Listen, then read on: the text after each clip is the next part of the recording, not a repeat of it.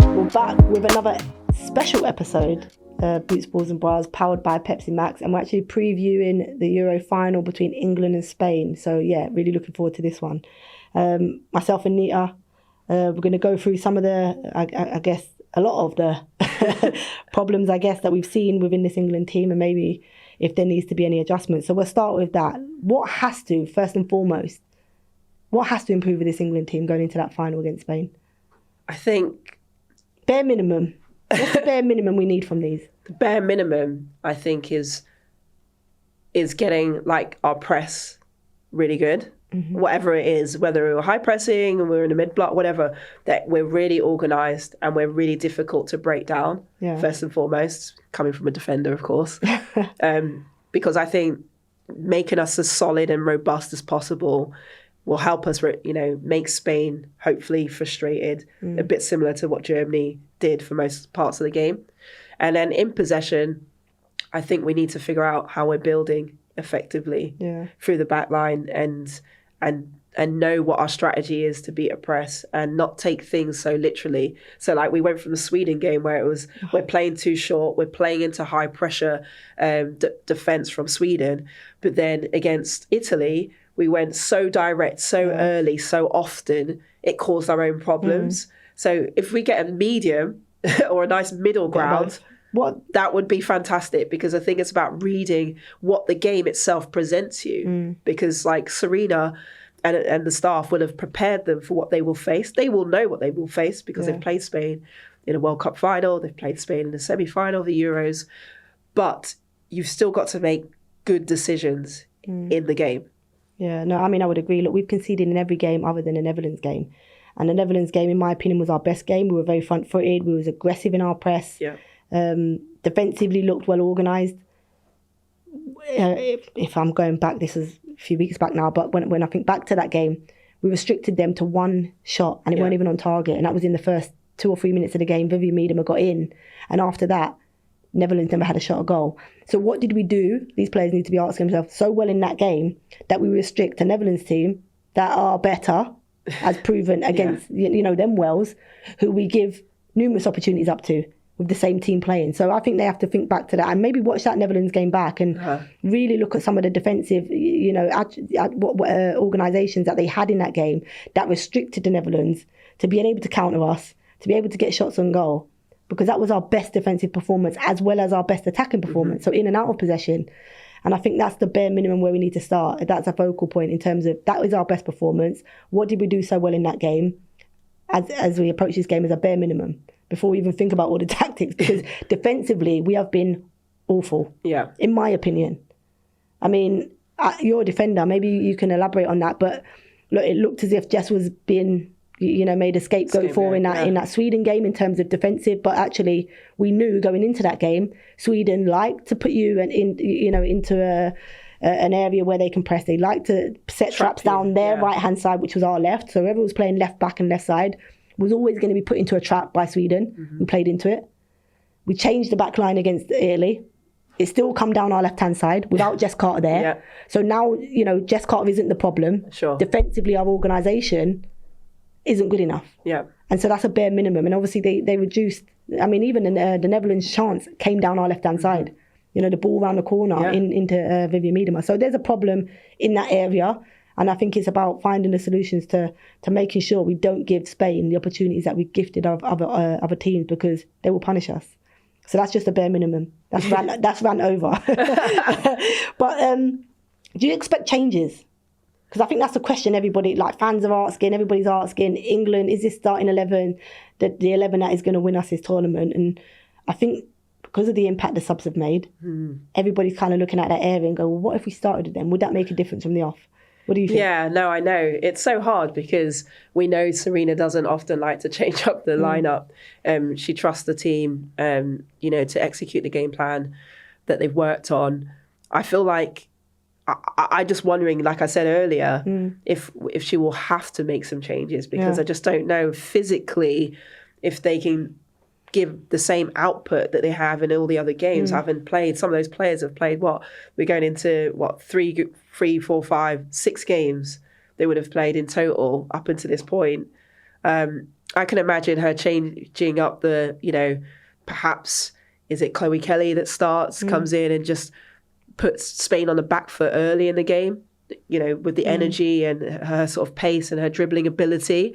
I don't expect her to change the midfield, really. I don't necessarily expect her to change the back line now at this point. So if there are going to be any changes, I feel like it'll be maybe in the attacking areas just to freshen it up. But I think ultimately you want to keep the core of the team or the spine of the team pretty consistent and have that continuity at this point.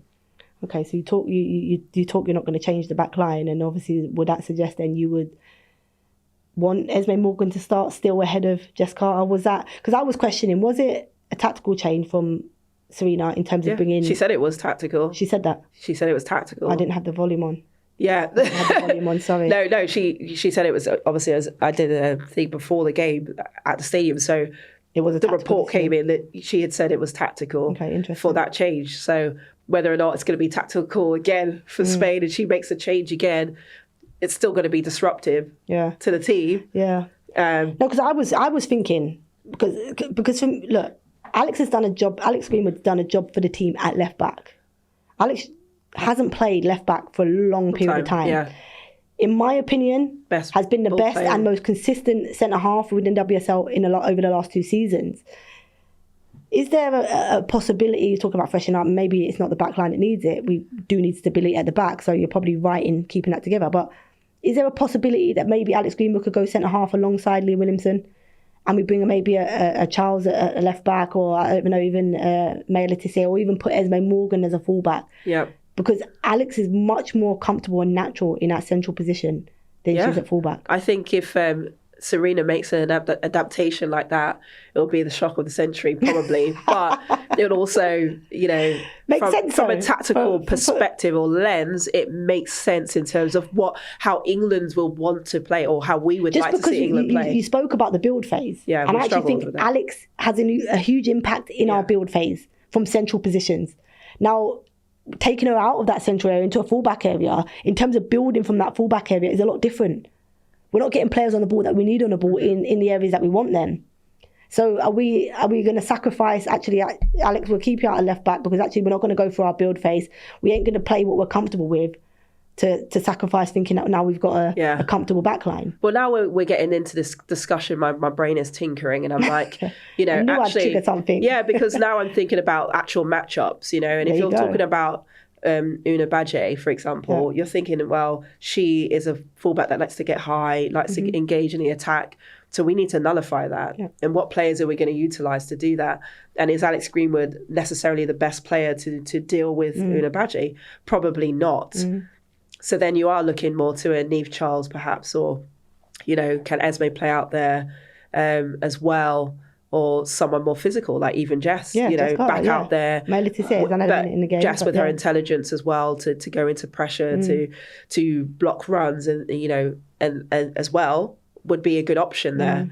I think if we're talking about how England can build and be our most effective, then Alex Greenwood in that left centre back role is that player. Yeah. She is one of the best in possession defenders that we have for our build. So that would be a really good tactical change, in my opinion. But also, I think the only way it's going to be effective is if the players on the pitch read how Spain press us. The way you said that Sweden, we knew they were trapping us that side, but we kept playing to that side. Yeah, it's got to do something different, but we got to read it and recognise it as well. And early. And early. I'm not doing another 120 minutes of emotions all over the place. I want to get off that roller coaster. It's not an enjoyable one. But we mentioned changes. Do you think then, you said about freshening up the front line and potentially only making that one change in Chloe Kelly, for example, maybe if we're doing transition, a bit of pace behind, maybe she'll stretch. But what about Agyemang? Has she played her way into the team, do you think? Or do you just think that for this tournament, a bit like Russo, because we had the same discussion back in 22 when Russo was Agyemang, right? Yeah. Agyemang in terms of what she did. She came on for Ellen White, was getting the goal, scored the semi-final against the back hill against Sweden, took us to a final.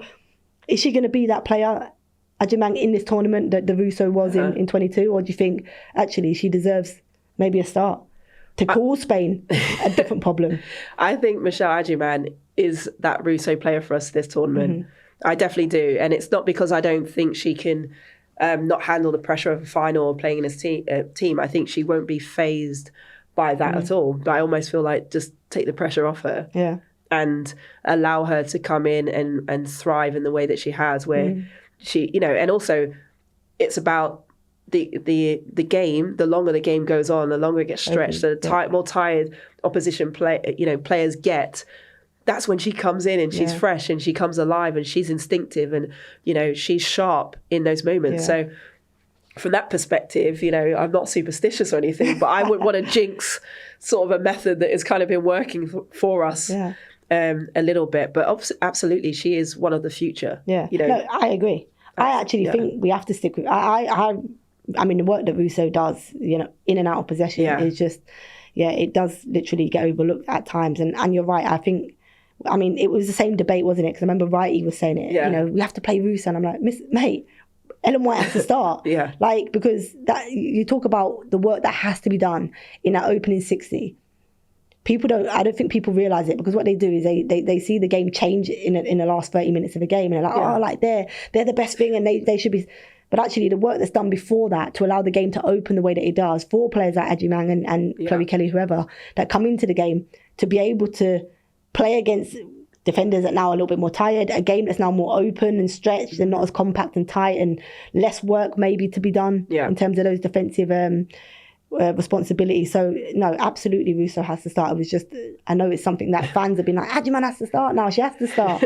But I think, the reality of it is that she's done unbelievable as an impact player. Yeah. But the reality is that Russo is our number 9, and it's completely different starting a game to coming on and impacting in terms of how the game does change and open up. Absolutely. And I think, like you said, that work that Russo does is understated because she's a forward and everyone is just looking at goals and assists as though that's the only job a striker has to do. Yeah. Her job is also to set the press for the team, is to be the trigger, is to recognise the triggers for the whole team to go with her, right? And I think in this game, she's going to have more than one job as a striker. She's going to have to deal with one of the centre backs or either side, depending on how they trigger the press.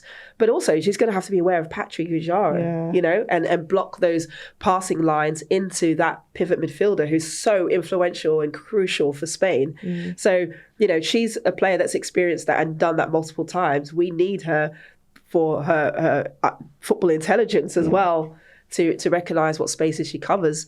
And that's why it's a team game and a squad game. You need every single player in all moments of a football match. Yeah, absolutely. So do you see any changes in that 11? I would only, if I was to change the 11, I would keep, whether it be the same 11, I would definitely make that little slight adjustment with Alex Greenwood, and if it says May Morgan that plays fullback or Jess Carter, one of those at fullback. But that would be my only change going into this final. Yeah. And that's only so that we have more control of games in possession. Yeah. I think we've lost that a little bit. Well, I think you've convinced me on that as well. Because I definitely agree with that. I think it is a smart tactical change. But I would maybe see one more in that front line, like I said, just to freshen it up for me personally. And even if that's Hemp comes off the bench, because we've not seen her do that. And I think she had so much of the ball in the last game. A lot came down our left. And she wasn't as effective as we've seen her be. Yeah. She was trying to make things happen and crosses and the quality didn't quite come off. But I wonder, what if she's the player that comes into a game like this against a Spain with a high line, with her electric pace? Now you're throwing spanners in the work, aren't you? Right? No, why not have someone like that who could just come and change it from that perspective? So maybe I would want to see that, and Chloe Kelly start and Lauren James the other side. And you know what makes sense about that? Because I was going to ask you about the tactics of the game. Right, and I was thinking back to Germany yesterday against Spain, and in terms of like that direct pass, and normally we see, so I'm going to name, they had Hoffman, didn't they, who started as a target player, and what it did was, because of a physical presence, which Russo can do, and our hold-up player is really good, is that it made the centre halves get really close together. But then what happened is that then the gaps between the fullbacks and centre halves become really big. Now you're right, if you're thinking like, when Hemp plays on that left-hand side, she likes to stay quite wide. Now, if you have Chloe Kelly, who will be infield, naturally Lauren James, you think of the gaps if Russo can help it on, or if she can hold up for maybe a Toone that comes, underneath her to play those balls through. could be another option for us in terms of massive. gaining territory, putting Spain on the back foot. They have a high line anyway. And those runs in between that, I guess if Chloe Kelly was on that left-hand side, would naturally make more so than Hemp. And we know that LJ off that right likes to play narrow anyway. Like, do you think that could be a tactic for England? Oh, absolutely. Or was you thinking wings for Chloe Kelly and deliveries into the box? No, I think that's the beauty of it. It's so adaptable and fluid, depending on what Spain give us, because they love to get touch tight. They're so aggressive. You saw Mendes do it. If it's Laia Alexandri, she gets really tight on her forward. That's when a Russo can hold up play, flick-ons, in behind, get exploited, because they leave such distance between the goalkeeper and the back line. And also, Hannah Hampton, she's going to be a key cog because she can just play a direct ball into space. Yeah. Germany's first chance, best chance, came from Berger playing a direct ball for the goal kick in behind, and they should have scored. Yeah. So, why not? Yeah, no, it was just something, when you mentioned maybe Chloe Kelly and Hemp, I think back to the tactics that Germany played with yesterday, and that was one of them, and it was a really effective one as well. But let's talk midfield. You look at the Spain midfield, Giaro, who we keep talking about, and the impact. And she doesn't really get spoken about because she's got 2 Ballon d'Or winners in front of her in Bonmatí and Putellas. How does our midfield in Toone, if I'm suggesting Toone and Stanway and Kira Walsh will start, how do they match up against them?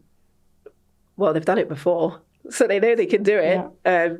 They've done it before, so they know they can do it. We did it before. The last time Spain were beat, actually, was back in 22 in that quarterfinals, and England won 2-1.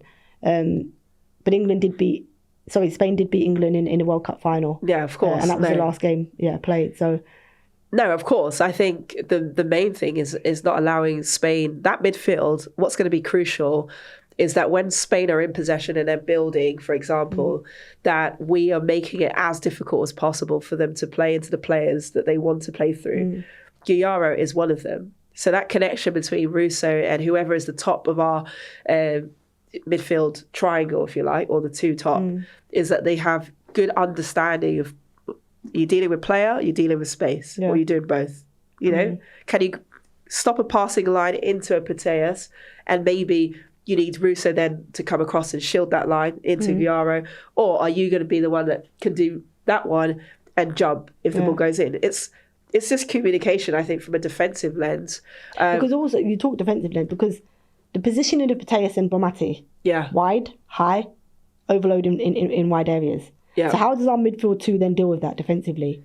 Is it a space and shield in front? Is it one of those? Is it I'm actually going to follow into those areas? Yeah. And we'll leave the very opposite, which Spain like to do that. They like to put you to this false sense of security. They overload you on one side, tilt the pitch, and then out it goes to Giaro and out the other side where they kept width, and then bodies joined from the opposite side, and it's dangerous. So what do we do as a midfield unit? Is it player to player? Is it ball space? What is it? Well, I think it's similar to, I don't know if we can go player for player. I think. How do we stop those runs then? Because Putellas has been. Well, what I mean by player for player is that, like, I don't know. I think you can, in structured play, you can be player for player. Like it's a restart from a goal kick. Yeah. Everyone knows their position. They know what the presses trigger.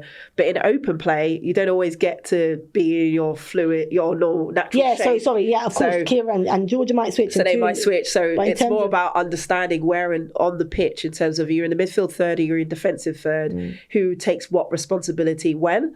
And I think when they have the ball, and because Bonmatí likes to play in the pockets, off the shoulder, Putellas does a similar thing, then it's, I think, a midfield responsibility to get across, get narrow, not overcover, leave the furthest one. Yeah, I do think leave the opposite one, but be aware. And that's really good communication from the other opposite fullback, our opposite fullback with that player, because they can't jump in there. Yeah. And that then becomes the wide player's job. And then that becomes the wide player's job to recover, in my opinion.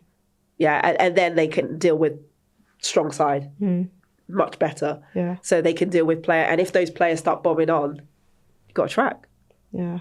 And in deep in our midfield third, because Italy do it really well. Yeah. They did it really effectively. You watch the midfielders trap the run. The fullbacks then could stay in and then deal with the wide player and not open up that pocket between centre-backs and fullback. Yeah. That's how they dealt with it. Germany, similar. They were very, very compact. Yeah, they were. And they stopped those central passes where we know they can play in tight spaces, but you've got to do the best you can to limit that space. And I think force them around our shape. Yeah. For me, I don't want them playing through us. For us. No, and Germany did that well. They did force them into areas where there was lots of bodies from Germany. You know, they blocked passing lines, which you're going to have to do. Yeah. It's not just about player, it's ball player, passing lines to their teammates. So, yeah. And do you think that then our midfield three, if we was to play a more direct game and a second ball game, which, you know, Germany did play and done well with that, do you think that our midfield three then are better than the Spanish three at second ball football? Oh, that's a good question. Or as good as? Because I'm like, you know, because look, let's be honest, both sets of midfields are technicians. They want the ball. They want to play with the ball. But I'm saying in order for somebody to gain a bit of territory and do something different, and more likely it will be England that will do that, do we have an advantage in our midfield to then play that second ball game? I think we do, if we get the structure right, absolutely. I think when you take a Georgia Stanway, you know, for example, or even a Toone in there, like, we've just got to be ready and anticipate where the second ball could drop. Things like that, like it's instinctive, right? In a game, you can't always predict where things are going to land, but you've got to have an instinct sometimes as to where it could drop and where you can pick it up and get the structure. I think as long as our distances are good, we can manage those situations. But we've got to be up to compete, first and foremost. We've got to be up for that challenge and not just think we can get to our quality always straight away. You know, I think Germany were up. Germany were very, you know, some might say aggressive in those first 15, 20 minutes. They committed a few fouls, but they were up in their faces and let them know, we're not going to make it easy for you to just have the ball comfortably at your feet or wherever the ball drops. We have to be ready for that. I think we can, but we have to have the mentality that we're up for it, like to do that part first. I agree, because we spoke about the two midfields and how impactful they can be, and Germany absolutely wanted to go, you know, up against their midfield, try and play through their midfield, challenge their midfield to face their own goal and run back, which we know Spain don't like to do. No. You know, they like to play on the front foot, everything in front of them, and they control that. So the minute you get in their face and go, actually, we're going to come and match up against you, they looked uncomfortable at times against Germany. So do you think that then is something that, the girls would have been looking, and we know that England had their, you know, the coaching staff in the stadium yesterday watching. Do you think then that's something that they think could be an area that actually we might not need to go into those wide areas? Let's go right down the throat and, you know, make them feel uncomfortable, because they did at times look very static and not clueless, because I don't think Spain were that, but they felt the pressure in that Germany game centrally. It's a game of chess. I think you try one thing and you keep trying and it doesn't work. You got to change it. But if you see something that's been effective because those players, opposition players, don't look comfortable, then do it. Like, I think Germany had a lot of success winning first and second balls because they had presence, they were up for the physical challenge, and they were willing to, you know, fight for aerial balls and 50-50s and try and get a flick on and use their dynamic players to get in behind.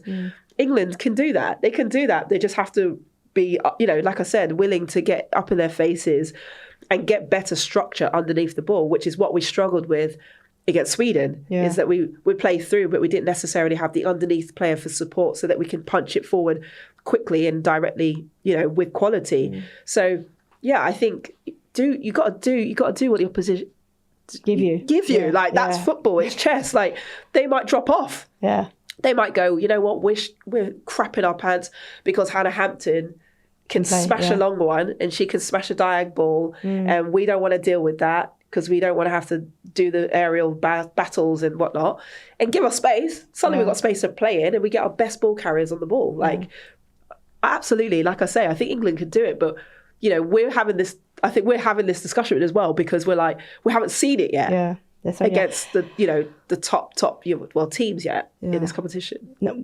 performance-wise, absolutely. We know they're capable. In terms of winning, but you know what, Vati made a good point. He said, actually, we beat the teams that we should.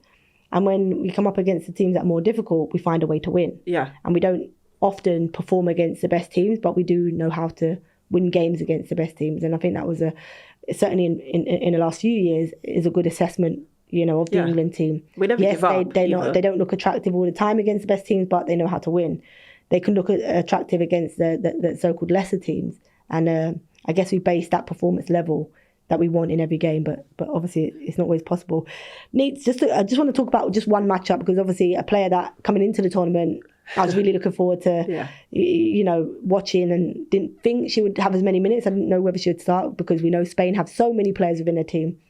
But Pino off that left-hand side, I mean, watching her in the Champions League last year, off the bench for Barcelona, I really enjoyed it. And I was saying, coming into the tournament, I was like, how much minutes is she going to get? Pavaleo out on that side, who's going to play?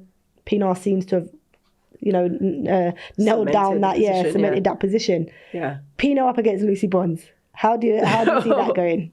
Because Lucy will know her. Lucy, played with her at Barca and will know her qualities. But how do you see that matchup? That's just one matchup I want to talk about. We spoke about so many other ones. I think it's it's an exciting matchup. I really enjoy watching Pina play. She's obviously cemented that role into her own. She's one of the most, talented finishers I think I've seen in a long time as well. Her ability to, score unbelievable goals from outside the box, to make runs into the box, to connect with play and other players. I think she's going to pose different challenges for Lucy, because as we know, Spain like to create overloads. They like to tilt the pitch in certain scenarios. If it's Olga Carmona that plays left back, she is definitely a player that wants to get up the pitch and get into the attack, which allows Pina to drift more infield. So it's about whether or not, how aggressive is Lucy going to be in our attacking shape as well? How high is she going to be to leave space? And how low is she going to be to try and nullify space that Spain like to operate in? I think that's going to be the challenge for Lucy. And I think, one of the big key learnings for that Italy game, obviously their goal came from a number of situations prior to the actual cross, but it's just having that constant awareness of the threats on the outside shoulder or the opposite side. So I think those are the key things that obviously Lucy will be aware of, but they'll equally be aware of what Lucy can do.